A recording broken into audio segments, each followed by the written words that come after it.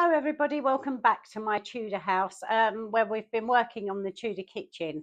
Today will be the final part of the Tudor kitchen for now, and then I'll be moving on to the bedroom, the main bedroom. So that'll be fun. I'm quite looking forward to that. Welcome to all our new subscribers. Thank you very much for joining us. It's lovely to have you with us. So first of all, I'm going to show you some of the bits that I've been working on to go into the kitchen, and we'll be putting them in the kitchen as we go. So first of all, I don't know whether you remember in the last one, I'd made this spit to go in front of the fireplace. And what I'd done in a previous video, I showed you how I made some hogs. Now, what I've done with the skewer, I've skewered it through the actual hog that I made onto the spit roast there, so that can go in front of the fireplace. So I can have that on the spit there. And then what I've done is I've made a little tray out of odd bits of wood to go on the shelf at the bottom, and that's to catch the fat drips. And I've put some fat in there. All I've done is use the hot glue gun there just to put a bit of glue in there so it looks like a bit of fat stripped in the tray, and that'll sit underneath at the bottom there. So I'm just going to stick that in and then I'll be back with you. I've popped a bit of glue on the four legs at the bottom there, and I've stood it in front of the fireplace now, and I'm quite pleased with that. I like the way that's turned out. So that's that bit. The next thing I made a baking table. Now I made this table out of a few odd bits of wood, and I chopped about it to make it look old and well worn. And out of polymer clay, I've been making some bits and pieces. If you just want to have a look at this table here, um, what for the rolling pin, I used a wooden dowel, and that's worked out quite effective there. And out of polymer clay there, I've got some pastry going on there with an egg in the middle. I made some pies, and all I've done is put them on an odd bit of wood there as a board, and I quite like that effect. I made a loaf of bread there and some eggs, if you can see those, some eggs there. This little pot of jam in a tub there, I picked up. I think I picked it up from a second-hand shop. It was just in a bits and bobs box, so I picked that up. I thought that was quite nice.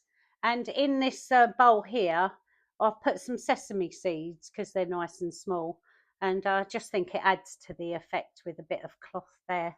And I've got a loaf of bread underneath and a basket. So all this was made out was an old bit of wood and this some 8mm by 8mm dowel for the legs. It's just very crude, very basic, but I think it's effective. So I'm going to stand that in the kitchen at the side here, underneath where I've got the meat cleavers. Okay, the next thing I made was the main table, and I've made some bits of food out of polymer clay to go on it. This is what I've got. The table itself is just made out of strips of wood that I've added to, these are, I don't know what you call them, the things that go up the stairs. And I just use them as legs. And then I just put a piece of wood round the bottom and round the top with just some bits of wood on top just to bring it all together, and I think it looks quite effective. I'm quite pleased with that. Yeah, the fruit and veg that I've made here, I've got some potatoes here in the bucket. I've made some turnips, carrots, a cauliflower and a cabbage there. I've got some leaves there and another big cabbage there, some parsley. I've put some mushrooms in a bowl here. What else have I done? Oh, a little stew there, and some more sesame seeds. And I made some little strawberries and some grapes in that one there. And I think it all looks quite nice, all put together.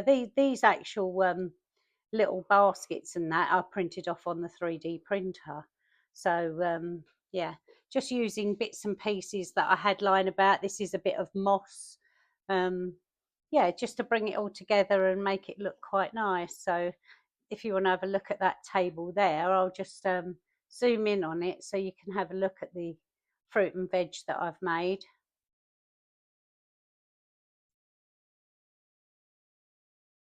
That's quite nice. Okay, I'm going to pop this into the room now.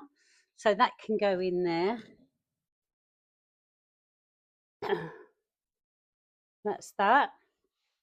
And then I've got myself a little bucket, this little bucket, and I'm just going to stand that in the front there. And then got a little broom. These were just bought items.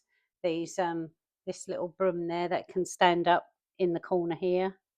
Also, I made some candles. I don't know whether you can see these. I'll put them in my hand. Hopefully you can. I made these candles, and these are just made out of, I squirted out a line of hot glue gun. They're just made out of the hot glue gun, and put a bit of cotton in the top as a wick. So these are going to be my candles. So what I'm going to do is I'm going to squirt a bit of hot glue on the table or on the shelf, wherever I want the candles, and just stand these up, and hopefully they'll look okay. So here goes. Let me just get my hot glue gun. I'm going to put one on the table here. Just going to squirt a bit of hot glue on the table. That's it. And then stand the candle on the hot glue. And as that hot glue dries, it will dry the same colour as the candle. So it will look like there's melted wax. Hopefully, if it all works out well. And I've got a couple more there. I'm just going to stand one over this side. I might stand it up on the shelf up here. That's it. And pop that on there. There we are. Get rid of my stringy bits because we don't want any of those.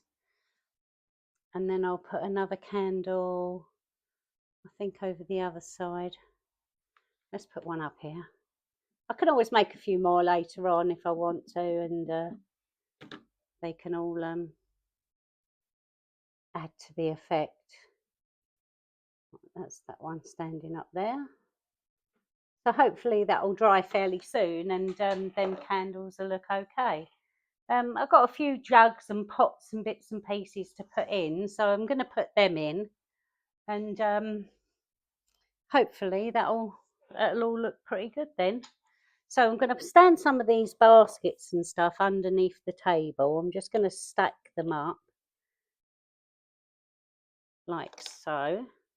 That one can go over there. And then got another one there. That's it. They don't have to be in any particular order. I'll put one under this table here. I've got some jugs. Remember in the last video, the jugs and the pot, I've painted them brown so I can stand them up there. So they look like they've been made out of clay. And just a little wooden bottle that I picked up from a charity shop. Just some bits and pieces. And where shall I put this one? I think I'll stand it on the table here. Okay, so that's that done, and as you can see, the hot glue gun, see, it started to go opaque now. It started to go white, so it looks like the candle wax has dripped down, which I'm quite pleased with. That looks like it's turned out quite well. So what I'm going to do now is I'm going to let you pan around the room for a little bit, have a good look and see what you think, and gradually over time I'll add a few more bits and pieces as we go. You know, I can always add and build it up as we go along. But for now, that's where I'm going to leave it. So as I said, I'll let you pan around the room and I'll come back to you and have a little word with you in just a moment.